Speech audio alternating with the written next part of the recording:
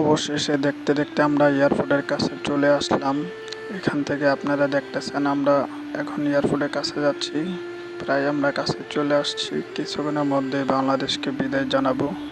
আর এই ভিডিওটি আমি করে রাখলাম, স্মৃতি হিসাবে থাকবে। ওই যে দেখা যাচ্ছে এয়ারপোর্ট, আমরা এখন এয়ারপোর্টের দিকে যাচ্ছি। এই কিছুক্ষণ পরেই সামনে দেখা যাবে এখানে কিছু কিছু মানুষের কান্না, কেউ হাসতেছে কেউ কান্না করতেছে। আসলে এই জায়গাটা এমন একটি জায়গা, এখানে আসলে কেউ হাসবে আবার কেউ কান্না করবে। কারণ প্রতিদিন মানুষ কেউ না কেউ আসতেছে বাংলাদেশে, আবার কেউ না কেউ বাংলাদেশ থেকে বিদায় নিয়ে চলে যাচ্ছে অনেক কিলোমিটার দূরে, অনেক দূরে। নিজের জন্মভূমি, নিজের মাতৃভূমি বাংলাদেশ ছেড়ে অনেক দূরে চলে যাচ্ছে। আমিও কিছুক্ষণের মধ্যেই বিদায় নেব বাংলাদেশ থেকে, তাই স্মৃতি হিসেবে রাখলাম। ওই যে দেখা যাচ্ছে হজরত শাহজালাল আন্তর্জাতিক বিমানবন্দর, ঢাকা।